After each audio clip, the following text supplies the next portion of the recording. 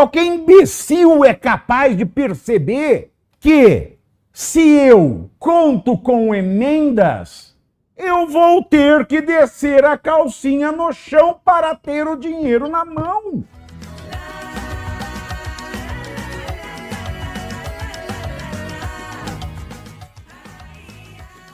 Let your body do to the music. Hey, hey, hey. E aí, como é que você está? Deram like? Tem certeza? Confere. Comenta qualquer coisa. Você veja, eu com caganeira estou aqui, né? O Pitoli é muito profissional, mas eu não. Então eu com caganeira venho, então pelo menos vocês deem um like aí. Fala aí, ó, o Pavinato chegou, o Boca Suja chegou, aquele que nenhum canal quer ver passar na frente chegou. Então compartilhe o link. Nojento, Maria Arlete Freitas. Minha filha, se o seu cocô cheira a Lancôme, sorte sua, né?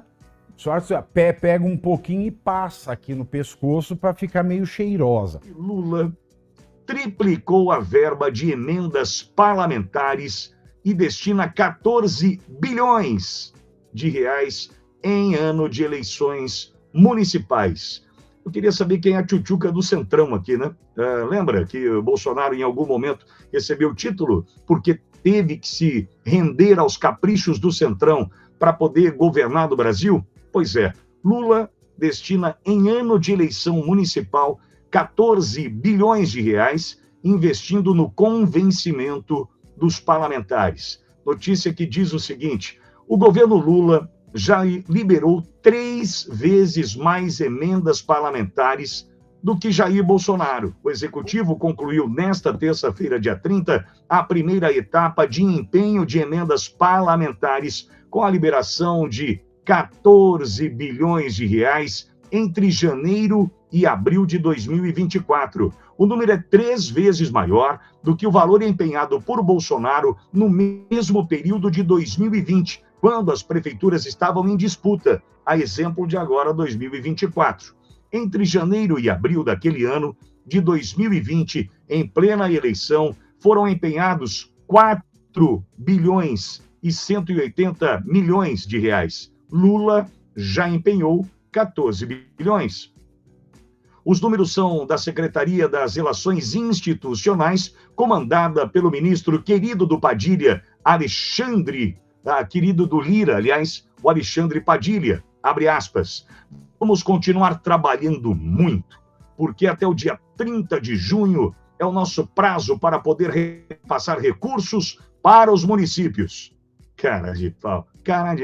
E o governo federal vai continuar acelerando. Acelerando era slogan do João Dória em Padilha. Isso quem afirmou foi o Alexandre Padilha, tá? Segundo ele, até 30 de abril do ano passado, o governo tinha empenhado algo em torno de 350 milhões em emendas. Bolsonaro, em ano de eleição municipal em 2020, tinha destinado no mesmo período 4 bilhões de reais. Lula, em ano de eleição municipal, no mesmo período, 14 bilhões de reais. Quem é que está com dificuldade de governar aqui? Quem é que está com dificuldade de se manter no poder? Quem é que está com dificuldade, nítida dificuldade de articular com o Congresso? Quem é? Já deu para entender. Esse dinheiro, que a gente diz que é o investimento no convencimento do parlamentar, só deixa claro o seguinte: Lula tem nítidos problemas para governar. Lula tem muita dificuldade para governar. Lula perdeu o contato com a Câmara, Lula perdeu o contato com o Senado. E aí tem que abrir a mala. Qual o problema de abrir a mala? Qual o problema da gente falar em 14 bilhões de reais em emendas? É o seu dinheiro, contribuinte, dinheiro tomado através do imposto que você paga, é o seu dinheiro que está alimentando um caixa que vai fazer, entre aspas, bem para o governo Lula, para que ele tente se manter no poder. E a partir do seu dinheiro, no investimento do convencimento de parlamentares, esse recurso, 14 bi, mais de 3 vezes o que o Bolsonaro destinou no mesmo período. Esse dinheiro vai para alimentar prefeituras e, em ano de eleição municipal, retroalimentar campanhas, através de licitações, fraudulentas ou não, dinheiro que escorre da corrupção. Imagine você que está com dificuldade de aprovar um projeto, como o Lula tem demonstrado em todos eles, né? Ele pega e manda a maior parte dessas emendas para o seu próprio partido? Como assim? Ele não confia? Como assim? Ele não tem o partido nas mãos, capaz de votar nas pautas colocadas pelo próprio PT? E esse dinheiro, então, ao meu ver, sugere que estamos falando de um partido que usa das emendas por convencimento dos parlamentares, não, para retroalimentar prefeituras em ano de eleição municipal. E agora, esse número liberado hoje pela imprensa é de chocar. Lembrando que o dinheiro é seu. Esse negócio de emenda, Pitoli, ele é uma coisa errada do começo ao fim. Porque se você pensar na essência da função dos poderes da República, não tem que ter emenda parlamentar.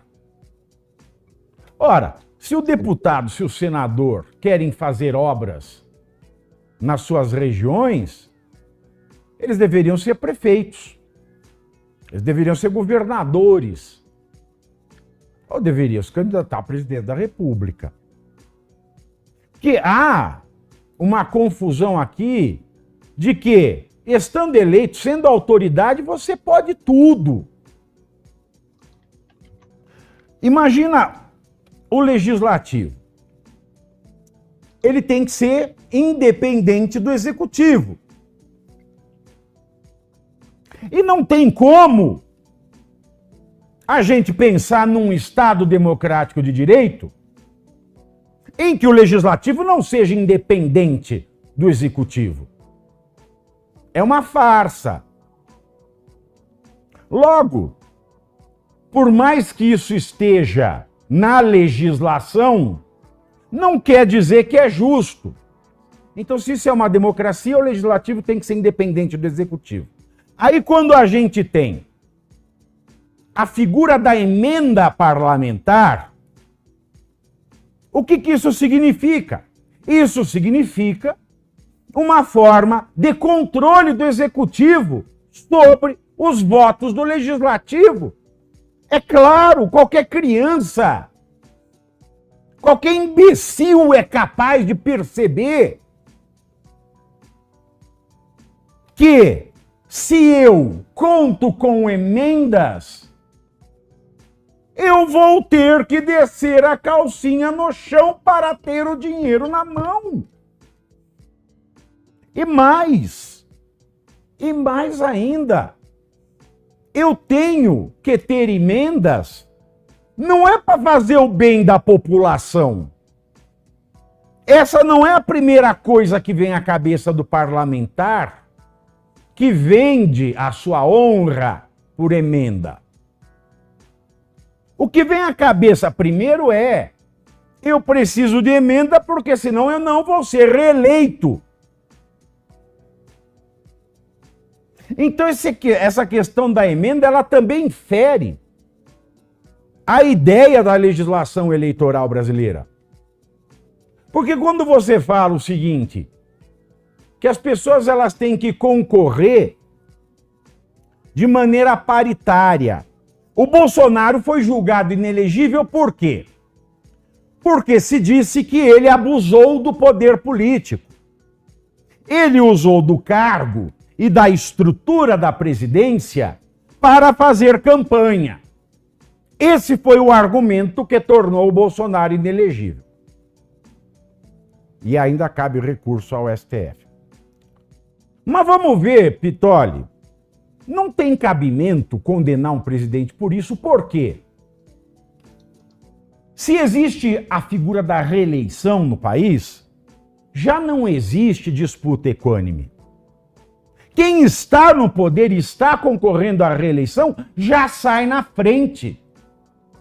Se a gente for levar ao pé da letra de que, olha, o candidato que se valeu da estrutura do cargo para concorrer para ser reconduzido ao cargo, a gente tem que acabar com a reeleição.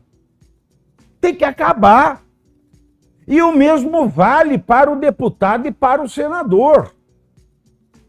Qual é a paridade na eleição entre um senador e um deputado que estão tentando ser reconduzidos ao cargo com aquele que está tentando entrar pela primeira vez? Se o sujeito, se é deputado, ficou 4 anos alimentando com verba um eleitorado, se o sujeito que é um senador passou 8 anos irrigando com dinheiro o seu eleitorado, é abuso de poder político ou é abuso de poder econômico? Essa figura, então, ela amarra de uma maneira tão forte esse presidencialismo imperial que nós temos que, de um lado, nós temos um executivo que sempre comanda o legislativo. Um legislativo que tende a ser corrupto. Porque uma vez que ele é corrupto na essência, ele é corrupto antes do fenômeno das redes sociais, ele já tem um eleitorado cativo. De maneira que ele já afasta novos concorrentes antes mesmo dele pensar em concorrer ao cargo, disputar o cargo. E mais ainda,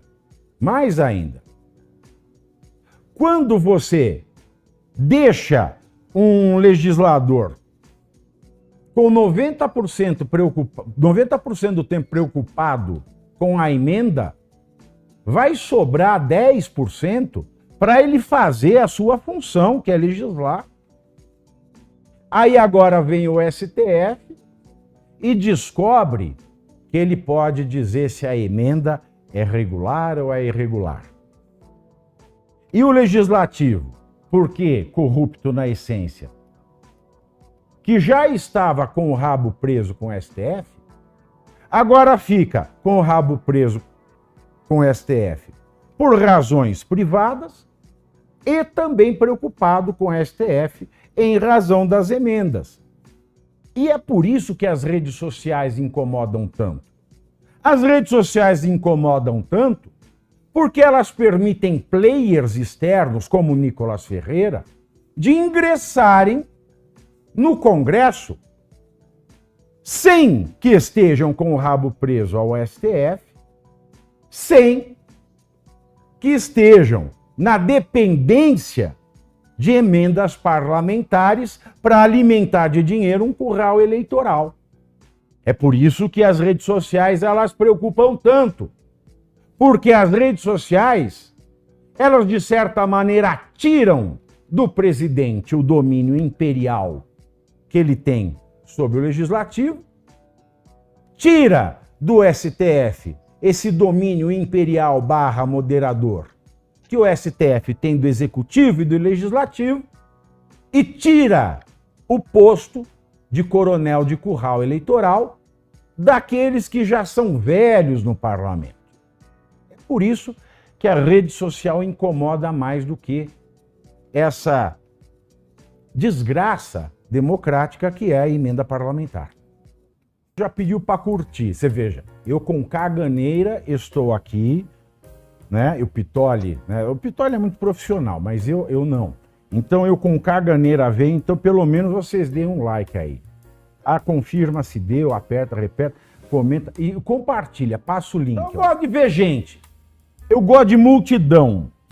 Então compartilha o link para as pessoas chegarem mais. Ainda tô podendo falar, ainda tô solto, ainda tô vivo. Let your body do to the music. Hey, hey, hey.